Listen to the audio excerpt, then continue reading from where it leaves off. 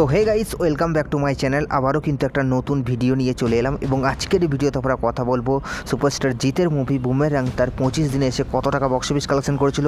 কথা বলবো শাকিব খানের মুভি তুফান তার 25 দিনে এসে ইন্ডিয়া থেকে কত টাকা বক্স অফিস কালেকশন করলো এবং 25 দিনের বক্স অফিস কালেকশনে কে কার থেকে এগিয়ে সেটাই বলবো আজকের এই ভিডিওতে।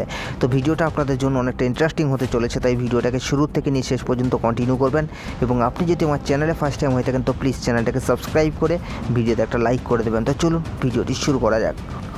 তো গাইস, ফার্স্ট আমরা যে মুভিটাকে নিয়ে কথা বলবো সেটা হচ্ছে সুপারস্টার জিতের মুভি বুমেরাংকে নিয়ে। তো গাইস, এই মুভিটাকে নিয়ে আপনাদেরকে নতুন করে বলার কিছু নেই, কারণ আপনারা প্রত্যেকেই জানেন যে এই মুভিটাকে নিয়ে দর্শকের মধ্যে কী লেভেলের হাইপ এবং কী লেভেলের ক্রেজ ছিল। কারণ এই মুভিটা সম্পূর্ণ কিন্তু আলাদা, কারণ বাংলা আর 5টা সিনেমার মতো কিন্তু এই সিনেমাটা নয়। কারণ এই মুভিটা একটা আলাদা রকমের প্রেজেন্টেশন নিয়ে এসেছে এবং বাংলায় প্রথমবার সাইফাই নিয়ে মুভি করা হয়েছে, যেটা কিন্তু জিদ্দার হাত ধরে।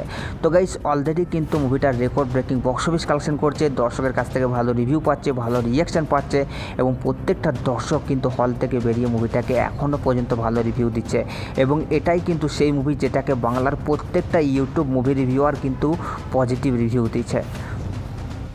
তো যাই হোক, এখন আমরা কথা বলবো যে জিদ্দার মুভি বুমেরাং তার 25 দিনে এসে কত টাকা বক্স অফিস কালেকশন করেছিল। তো গাইস, এই মুভিটা তার 25 দিনে এসে বক্স অফিস কালেকশন করেছিল প্রায় 6 লক্ষ টাকার মতো এবং টোটাল 25 দিনে মুভিটা বক্স অফিস কালেকশন করেছিল 7,42,00,000 টাকা। তো গাইস, এই মুভিটার বক্স অফিস কালেকশন নিয়ে আপনাদের কি মতামত আপনারা কিন্তু নিচের কমেন্ট বক্সে অবশ্যই জানাবেন।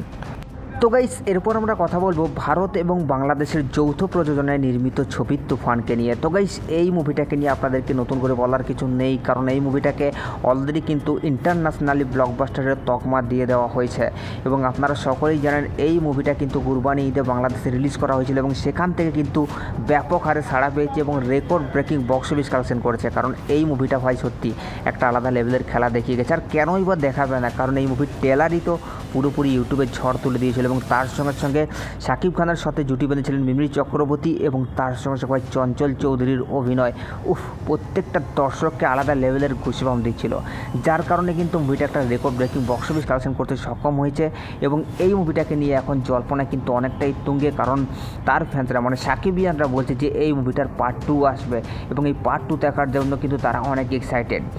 তো যাই হোক, এখন আমরা কথা বলবো যে শাকিব খানের মুভি তুফান তার 25 দিন ইন্ডিয়াতে কমপ্লিট করিয়েছে। তো ডে 25-এ এসে মুভিটা কত টাকা বক্স অফিস কালেকশন করতে পারলো। তো গাইস, আপনারা সকলেই জানেন এখন কিন্তু এই মুভিটা অনেকগুলো মুভির সাথে ক্ল্যাশ করছে। তো গাইস, এই মুভিটা তার 25 দিনে এসে বক্স অফিস কালেকশন করছে প্রায় 53,000 টাকার মতো এবং টোটাল 25 দিনে মুভিটা বক্স অফিস কালেকশন করেছে 76,34,000 টাকা। তো গাইস, এই মুভিটার বক্স অফিস কালেকশন নিয়ে আপনাদের কি মতামত নিচের কমেন্ট বক্সে অবশ্যই জানাবেন, কারণ আপনাদের মতামত জানা আমাদের জন্য অবশ্যই জরুরি। আরে সাবস্ক্রাইব করে দাও নেক্সট ভিডিওর জন্য।